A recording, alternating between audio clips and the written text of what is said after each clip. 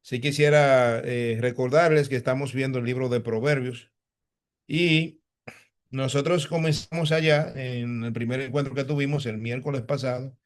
Nosotros estábamos en Proverbios 1 y vimos del capítulo 1 hasta el 6. Hoy vamos a ver capítulo 1, versículo 7, versículo 8 y versículo 9. Vamos a leer el texto que nos ocupa esta noche. Dice el versículo 7: el principio de la sabiduría es el temor de Jehová.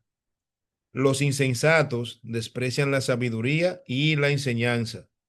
Luego dice el 8: oye, hijo mío, la instrucción de tu padre y no desprecies la dirección de tu madre, porque adorno de gracia serán a tu cabeza y collares a tu cuello. El Señor bendiga su palabra.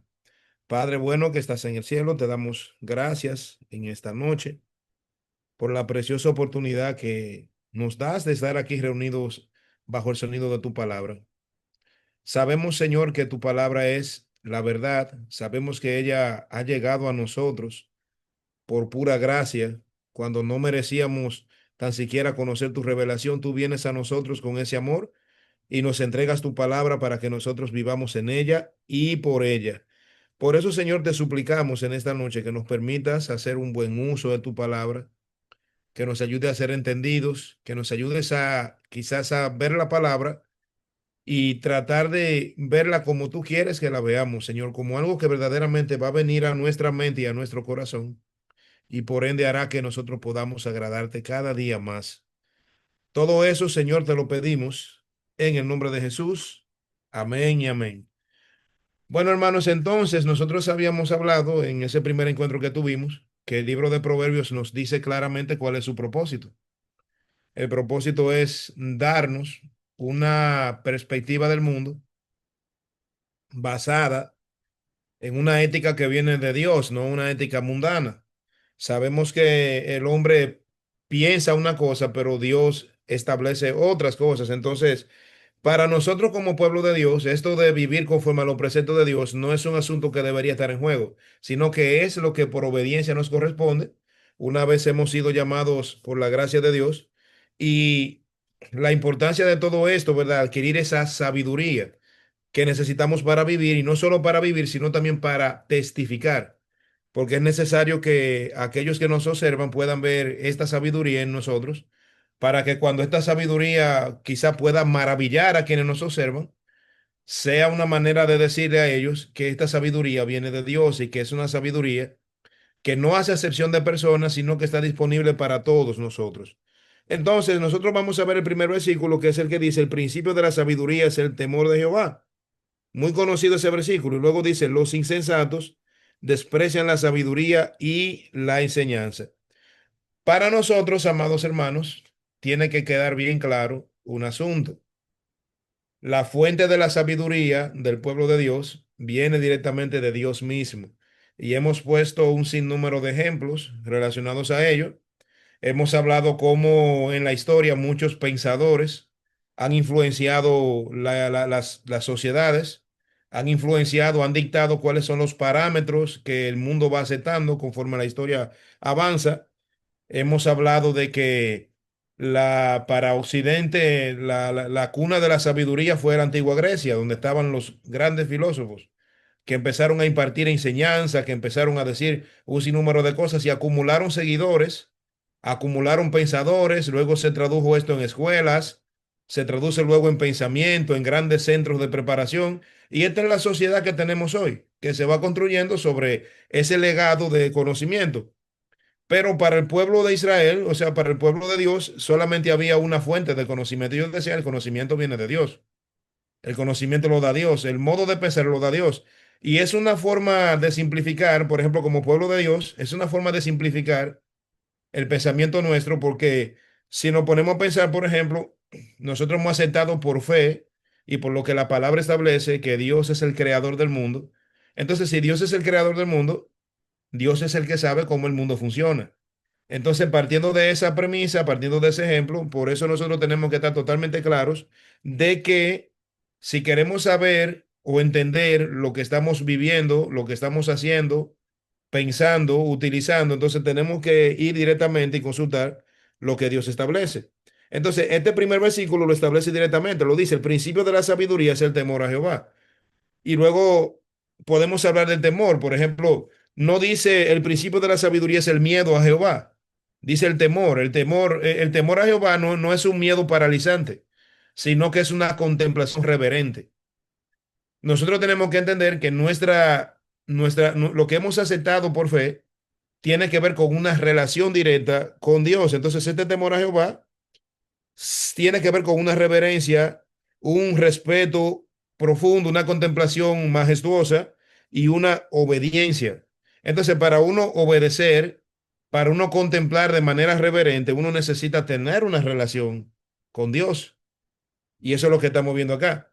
De ahí que podemos establecer que si tenemos temor de Jehová, es porque tenemos una relación con Él, tenemos un modo en el que nos relacionamos, un modo en el que oramos a Él, un modo en el que agradecemos lo que Él ha hecho por nosotros y un modo en el que vamos a su palabra y entendemos lo que Él tiene que decirnos a nosotros. Y de ahí que creemos en todo lo que Él ha hecho para que el pueblo de Dios crezca, creemos en la iglesia, creemos en la obra del Espíritu Santo, creemos en todo lo que Dios está haciendo, en toda esa estructura que Él ha dejado instaurada para que su pueblo vaya creciendo. Entonces, podemos establecer que no hay una verdadera sabiduría sin lo que es una relación correcta con Dios. Por eso, luego más adelante habla de los insensatos. El insensato es una persona de escaso razonamiento, ya lo habíamos dicho antes, por ejemplo, insensato soy una palabrita bonita, pero realmente no lo es. Es una palabra que nunca pose sobre nosotros ese apelativo. Si nos llaman insensatos, nos llaman de poco razonamiento. Entonces, note usted que quien está reconociendo que hay una población insensata es Dios mismo acá. Si Dios mismo reconoce que hay una población insensata es porque la hay. Y ojalá nunca nosotros seamos tomados por insensatos y menos por el santo Dios de los cielos. Los insensatos, dice, desprecian la sabiduría y la enseñanza. O sea que hay un grupo de personas, o sea, haciendo un contraste, el pueblo de Dios ha admitido que la sabiduría viene de Jehová, se relaciona con Jehová, pero hay un grupo de personas reconocidos aquí, los insensatos, que están despreciando esta sabiduría y esta enseñanza. Entonces, pudiéramos hacernos quizás alguna pregunta sobre esto. Por ejemplo, el insensato es un necio, desprecia la sabiduría abiertamente y elige qué cosa, vivir según su propio juicio. A veces hay personas que en su diario vivir dicen que, o sea, que Dios ni Dios, yo no creo que pueda existir un Dios, porque ellos argumentan, pues yo no lo he visto. Pero ellos ignoran toda esta esfera espiritual que existe dentro del pueblo de Dios, ignoran el santo llamamiento de Dios, ignoran la guía del Espíritu Santo, ignoran que la Biblia es inspirada y entregada por Dios, y ignoran todo esto. Pero realmente son cosas que son esperadas. Creo que debemos esperar que así sea porque son personas inconversas. De ahí es que debemos nosotros predicar la palabra para aquellos que no están en la palabra puedan pues llegar a ella en la voluntad de Dios. Entonces, pero la idea es, hermanos, que estos preceptos tienen doble función, o sea, toda predicación tiene una doble función. La predicación de la palabra siempre edifica a la iglesia y eso glorifica a Dios y también sirve para llamar al pecador al arrepentimiento, sirve para llevar la palabra. Y realmente nosotros como creyentes que ya hemos sido salvos por el Señor, somos evangélicos, o sea, predicamos la palabra. Pero nunca podemos decir que el evangelio no es para mí. O sea, ya yo lo recibí, no es para mí, no, sino que la iglesia siempre sigue edificándose en la verdad del evangelio. Y necesitamos tanto evangelio para seguir siendo edificados, como los impíos necesitan tanto evangelio para seguir siendo salvos. O sea que este evangelio nunca muere en nosotros, sino que permanece allí intacto, permanece vivo. Y cada vez que un creyente recuerda lo que el Evangelio es, recuerda lo que Dios ha hecho por nosotros, es motivo de gozo, o sea que cumple la función de alegrar el corazón del pueblo de Dios y la función de salvar al pecador y todo eso trae gloria al nombre de Cristo. Entonces, Seguimos viendo acá, por ejemplo, quizá debiéramos hacer algunas preguntas. ¿Estamos buscando esta sabiduría de Dios para vivir en este mundo? Y era algo que preguntábamos la primera vez.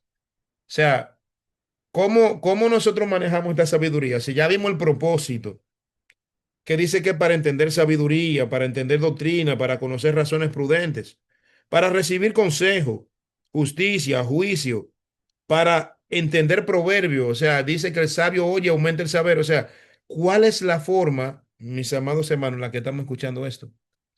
A veces pudiéramos cometer el error de no valorar la palabra y lejos de nosotros es de eso.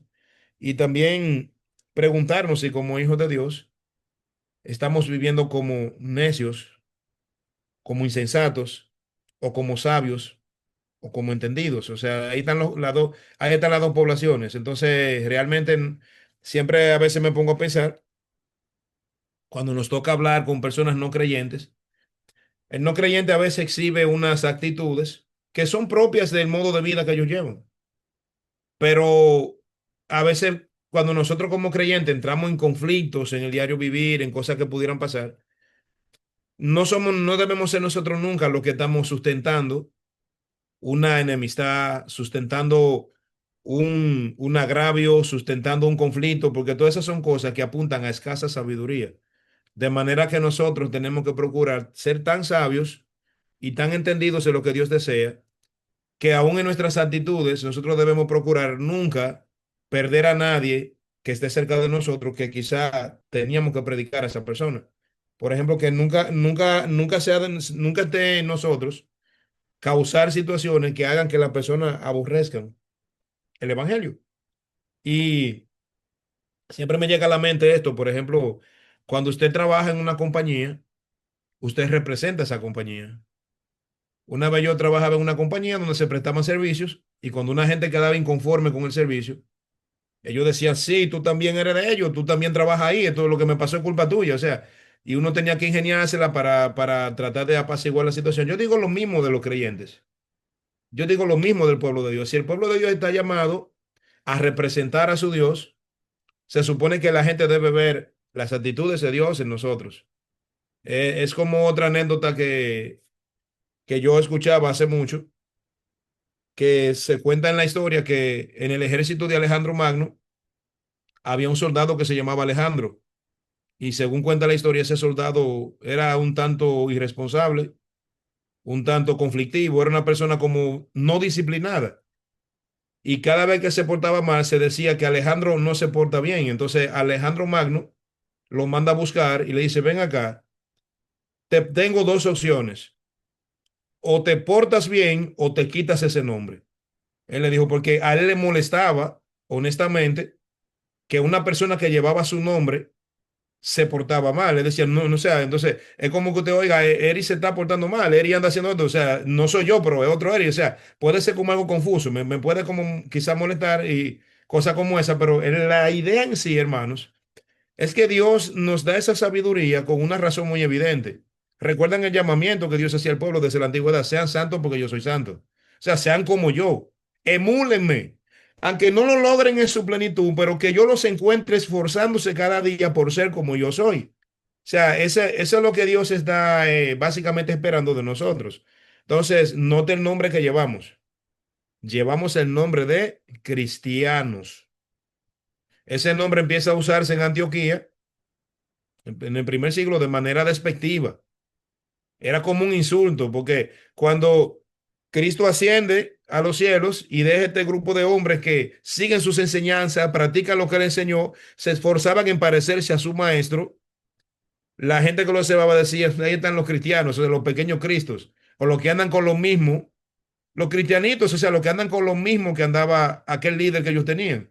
Entonces era como un insulto, pero luego se volvió un hombre honorable cuando verdaderamente se empezó a entender lo que había pasado, la honra que es hoy en día llamarse cristiano, la honra que trae esto, pero sin embargo el nombre cristiano corre peligro hoy en día, porque se ha secularizado también. Notamos siempre que hay personas que ni siquiera pertenecen a una congregación y ellos se dicen cristianos, a veces por cultura, por nación, allá se habla mucho de eso, ¿verdad? Porque República Dominicana tiene la bandera, el escudo tiene la Biblia, tiene todos esos emblemas cristianos, que Juan Pablo Duarte fundó la Trinitaria en el nombre de la Santísima Trinidad y todo esto, y la gente dice, Dominicana es un país cristiano. Bueno, Dominicana tiene emblemas que vienen del cristianismo, pero si el dominicano o el de cualquier nación no viene a los pies de Cristo, nunca será un cristiano genuino. Entonces, ese cristiano necesita esa sabiduría de Dios para que no viva como uno que no es de Dios. O sea, Dios tiene un alto interés en que su pueblo, o sea, nosotros, vivamos como Él desea. Entonces, eso vemos aquí. Principio de sabiduría, temor a Jehová, y vemos el insensato. El insensato que abiertamente desprecia, que nunca despreciemos, hermanos, la sabiduría de Dios en nuestra vida. Luego el 8 dice, oye, hay un imperativo y nos está mandando a escuchar, así como en Deuteronomio, el Shema, o el escucha, o el oye Israel. Acá, hermanos, nosotros encontramos el 8 que dice, oye, hijo mío, la instrucción de tu padre y no desprecies la dirección de tu madre. No lo hagas. O sea, hijo mío, oye esa instrucción que te da tu padre y no desprecies la dirección de tu madre. Y ya decía yo, hermanos, que aquí yo puedo ver una de las cosas que me enseña a mí el real problema de la sociedad. Ese versículo muestra el verdadero problema de la sociedad. La sociedad no vive, hermanos, lamentablemente no vive bajo el estándar de Dios. La sociedad vive bajo su propio pensamiento, siguiendo la filosofía secular. Incluso hay personas que ya ni siquiera saben lo que están siguiendo. Ellos dicen, hay que ver qué es lo que viene ahora, qué es lo que se va a poner de moda, para yo arrancar por ahí y caerle atrás a lo que aparezca. Ya todos son tendencias. Y ustedes saben que las tendencias las dictan personas de manera intencional para que la gente se moldee de cierta manera.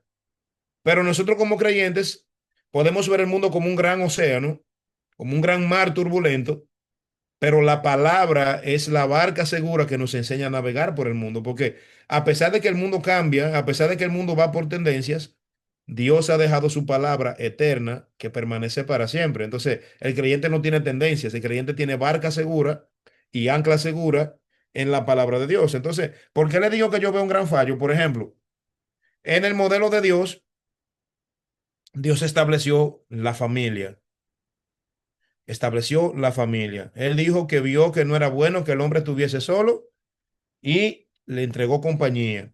Entonces, en esa familia, en esa compañía, en esa institución hecha por Dios, hermanos, que dicho sea de paso, yo quiero que entendamos esto de manera muy clara. La familia está primero que la iglesia, porque la familia fue instituida primero. Por eso las iglesias deben estar constituidas por familias que sean bíblicas. De ahí viene la fortaleza de la iglesia. Cuando tú tienes un hombre, una mujer bíblica y los hijos criados en el Señor, esa es una iglesia que va a florecer mucho mejor. La familia está mucho primero, mucho antes, y esto no le quita importancia a una cosa o a la otra, sino que ambas cosas son importantes. Claro, la iglesia es importantísima, pero si yo amo la iglesia, yo antes que debo amar la familia. De hecho, al liderazgo siempre se le dice esto, ¿verdad? El que anhela pastorado, buena cosa desea, pero tiene que ser marido de una mujer, hijos sujetos en el Señor. Empiezan a caer todas las cosas que son necesarias para esto. Entonces, así debemos vivir nosotros los creyentes y no estamos solos. Tenemos la palabra. Tenemos la palabra de Dios. O sea, la palabra es el recurso principal que tenemos que siempre vamos a usar. Ahora bien, digo que ya yo detecto el fallo en este versículo porque si dice, oye, hijo mío, la instrucción de tu padre y no desprecie la dirección de tu madre, lamentablemente en la sociedad que estamos viviendo hay pocos padres aconsejando y pocas madres dando dirección. Entonces, por eso las sociedades se vienen abajo. Había un presidente de Estados Unidos cuyo nombre no recuerdo, que él decía que si tú querías desbaratar una nación, tú solamente tenías que desbaratar la familia. No recuerdo ahora mismo cuál de ellos fue que dijo esto, pero sí lo oí en una cita que hicieron en una ocasión, que solo hay que apuntar a la familia. Y para nosotros no es un secreto que la familia está bajo la mira del enemigo. Por eso el enemigo quiere destruir matrimonios. Por eso el enemigo quiere destruir hombres, quiere destruir mujeres. Por eso quiere el enemigo traer un modelo torcido para colocarlo en el lugar del modelo derecho. Porque cuando me hablan a mí del matrimonio igualitario, que bien desea ser legalizado y ser colocado como un matrimonio genuino, eso me acuerda a mí la misma actitud del enemigo, me acuerdo exactamente lo mismo que hizo el enemigo. El enemigo quiso sentarse en el trono de Dios como si él fuera Dios. Entonces, las cosas que el enemigo hace apuntan siempre a esa distorsión o a ese empañamiento de la gloria de Dios.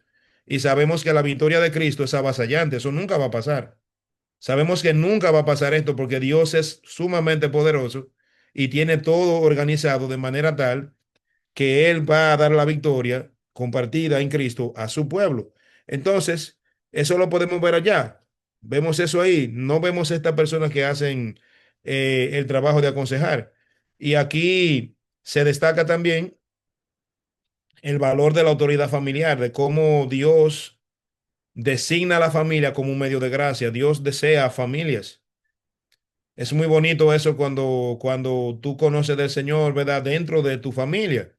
También hay personas que van a conocer del Señor por otra vía, pero cuando tú tienes un padre que te dice, tenemos que ir a la iglesia, tenemos que agradecer a Dios. O sea, el padre que es el sustentador, digamos que el padre trabaja arduamente para que las cosas marchen bien y cuando los hijos ven que se hace posible por la labor del padre y el padre reúne a los hijos y le dice, yo le doy gracias a Dios porque Dios es el que ha hecho esto posible. Eso le manda un mensaje a los muchachos.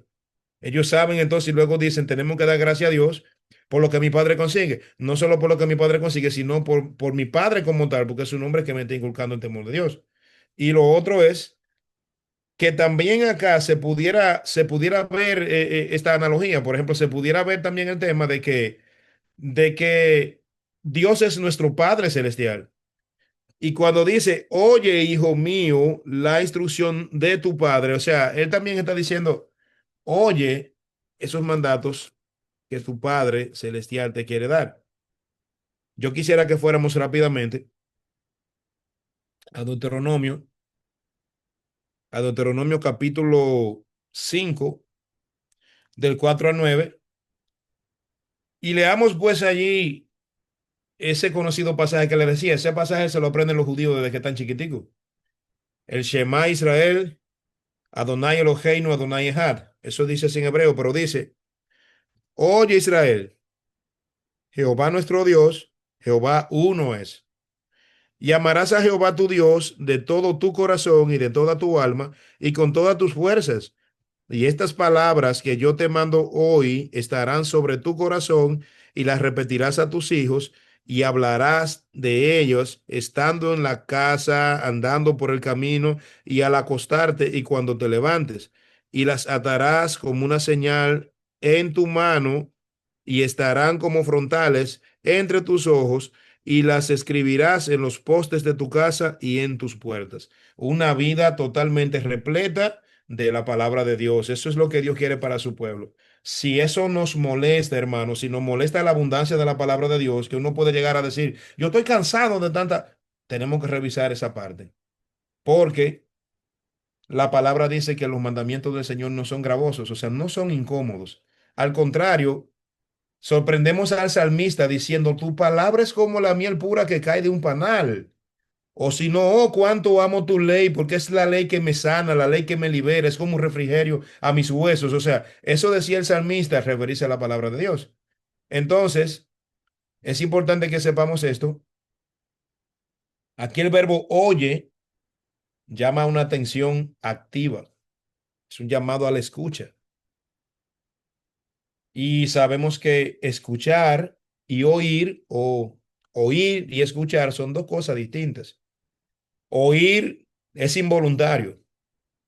Escuchar demanda que nosotros hagamos un esfuerzo. Por ejemplo, el oír, uno dice, yo oí algo raro allá afuera. O sea, es como que el oído funciona de manera automática. Usted puede estar acostado en una cama y si al lado suyo detonan un explosivo, usted lo va a oír como quiera, porque ese oído vino para funcionar automáticamente, para percibir la audición. Pero escuchar es interpretar lo que uno está escuchando. Entonces, aquí se nos llama a escuchar de manera activa y dice que no debemos despreciar, o sea, eso de despreciar puede ser también la necedad de nosotros ignorar, ¿no? Es muy fácil ignorar la palabra de Dios. Es muy fácil hacerlo. Es muy fácil que nosotros digamos, bueno, yo tengo un problemita que resolver, pero así como la Biblia dice, me va a tomar mucho tiempo, me va a tomar esfuerzo, me va a comprometer quizá mis intereses o mi orgullo lo puede tocar, ¿cómo voy yo a hacer algo que vaya? Pero decidimos algo diferente, entonces dice, no desprecies, o sea, no ignores bajo ningún término lo que Dios te ha mandado a hacer.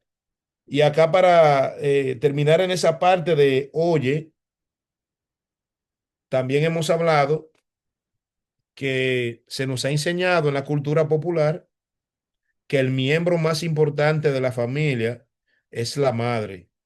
Eso es lo que le dicen la gente. Ah, los hombres en cierta manera se han ganado eso, porque tenemos una alta tasa de hombres irresponsables.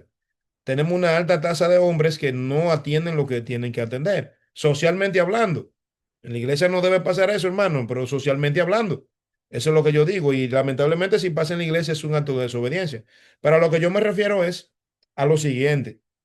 Por ejemplo, cuando vemos que en la sociedad se dice que la madre es lo más importante, al hombre empieza a restarse la importancia. Y a veces he escuchado personas que dicen, ah, no, es que los hombres son así. Nunca espere que un hombre haga lo que tiene que hacer, porque así son ellos. Imagínate, hombre, eso es lo que se nos ha enseñado. Pero no debemos hacer eso. Y de hecho, yo a veces, en mi práctica, en mi práctica como psicólogo escolar, como orientador, que me toca a veces trabajar con familias, a veces le digo a la madre, madre, recuerde que los muchachos lo cría usted. Y la primera que comienzan a preguntarle a los niños cuando están grandecitos, de que, ¿y cuántas novias tú tienes, muchachito? Pero tú estás grande, tienes muchas, o sea, enseñándole en su mente ya que ellos pueden enamorarse de más de una mujer, de hacer y cosas, empiezan a ingreírlo como varoncito y luego las consecuencias se ven más para adelante. Por eso hay que transmitir correctos valores para que el ser humano pues aprenda lo que tiene que aprender. Pero la idea en síntesis es, ustedes saben que se dice lo que la palabra establece en el modelo familiar, se dice que el hombre es cabeza del hogar. Si el hombre es cabeza del hogar, usted tiene que entender algo. Yo tengo que entender esto también como hombre. Si yo soy la cabeza, se entiende que yo dirijo el cuerpo. Y si yo dirijo el cuerpo, entonces yo debo hacerlo de manera sensata. Si yo no tengo la cabeza bien puesta, el cuerpo va a andar dando túmbalos, va a andar tambaleante. ¿Por qué? Porque la cabeza no está bien. Entonces, cuando Dios dice ya en Deuteronomio, oye Israel, lo que llega a la mente del judío es cada varón de cada familia, representando cada familia de cada tribu, ese varón tuvo que escuchar esto. ¿Para qué?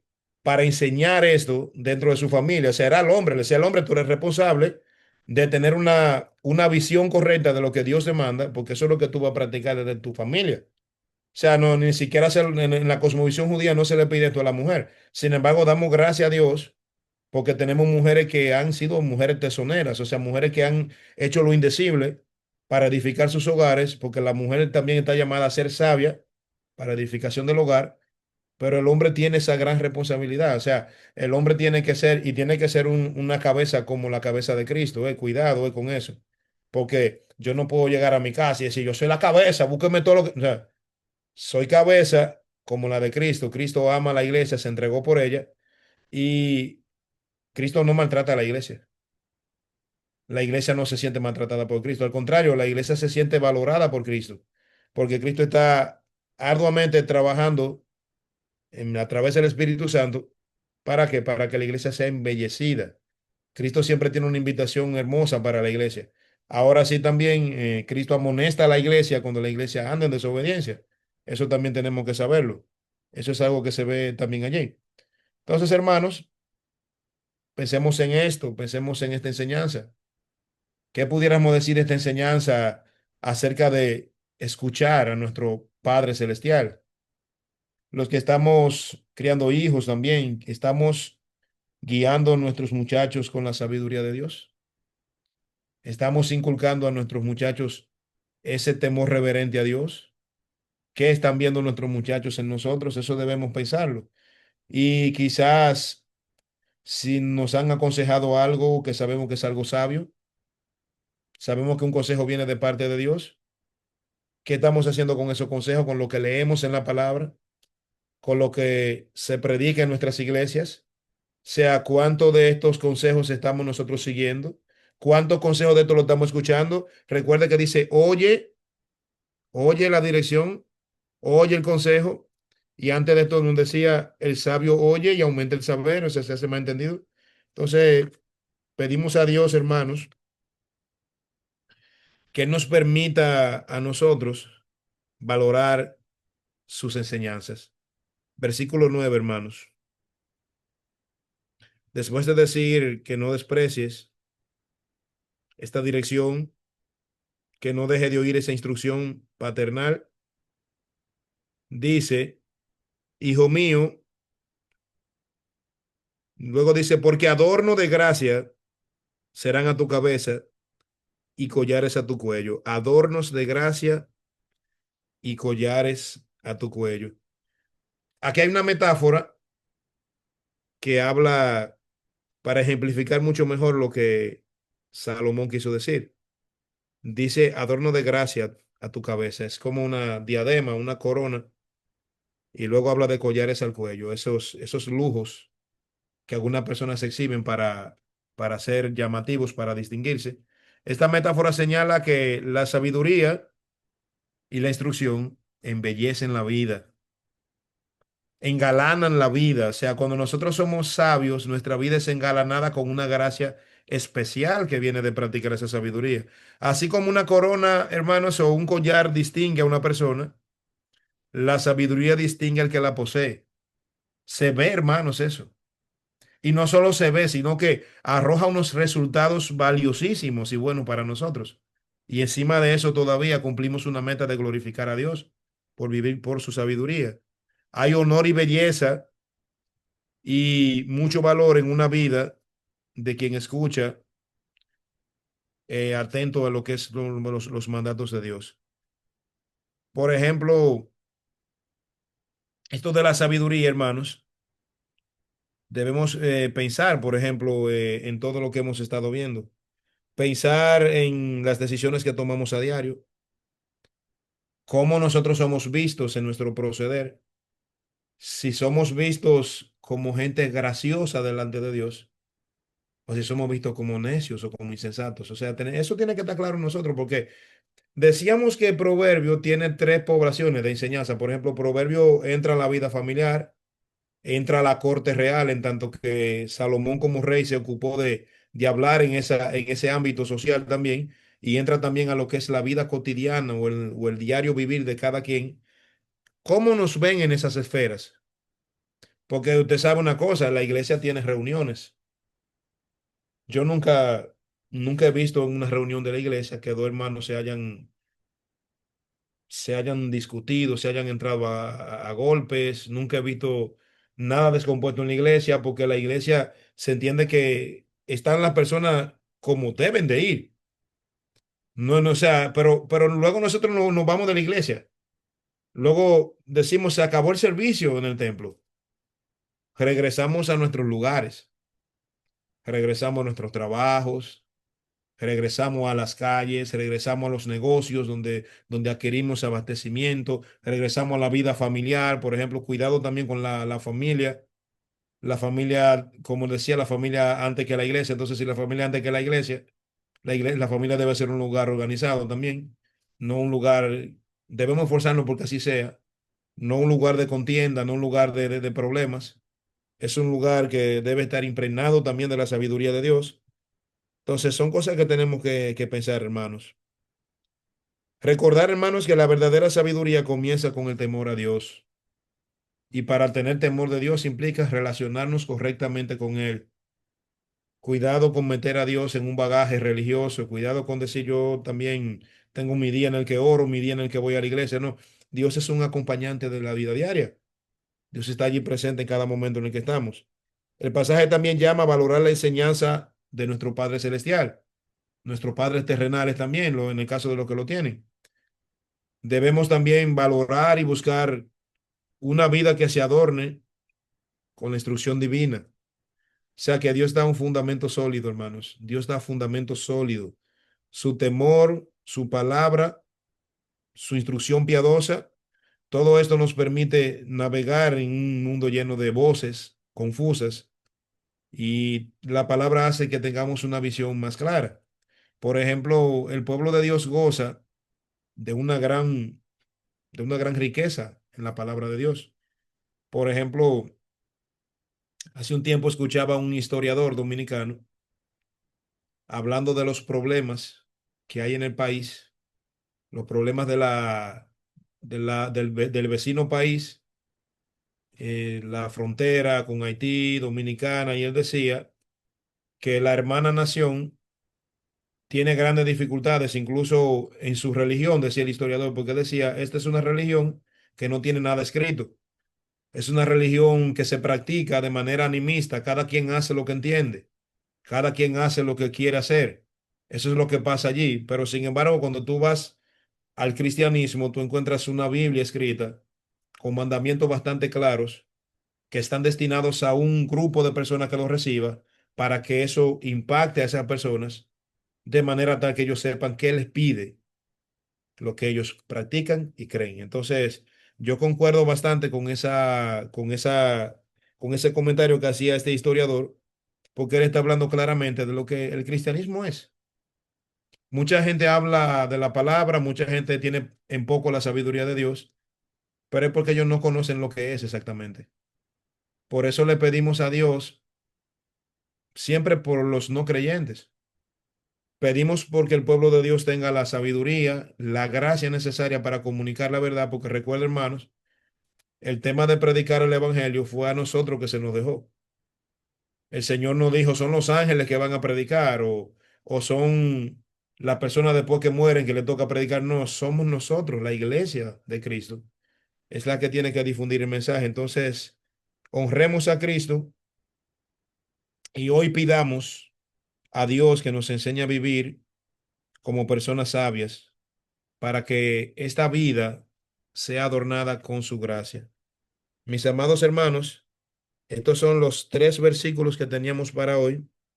Si el Señor lo permite, pues nos vemos mañana ya de manera presente, rogándole al Señor, pues le pido hermanos que oren mucho por nosotros, oren mucho por estas prédicas, para que sea Dios mismo que las use para que todos nosotros seamos edificados y sobre todo, si alguien escucha el mensaje y tiene Dios lo ha tocado, ha reconocido esa necesidad de convertirse, de venir al Señor en arrepentimiento y fe, pues que lo haga, para que nosotros podamos, pues, compartirle la gracia de Dios, para que podamos hablar y testificar de lo bonito que es saber que hemos sido salvos en el nombre de Cristo. Vamos a orar. Padre que estás en el cielo, una vez más, agradecemos esta palabra tuya en medio nuestro. Tú has sido demasiado bueno, Señor.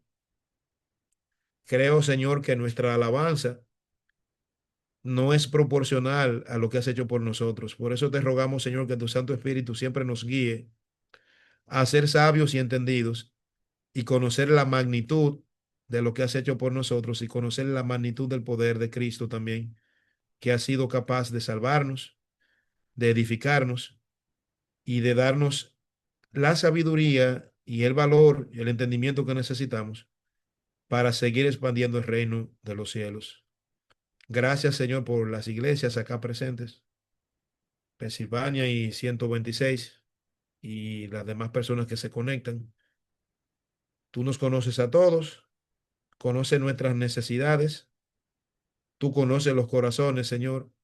Aún palabras que nosotros predicamos, quizá desconocemos el impacto que puedan tener en nuestras vidas, pero sí te rogamos que nos ayudes a escuchar tu palabra como sabios para que podamos aumentar el saber para tu gloria y para cumplir lo que tú nos has dejado.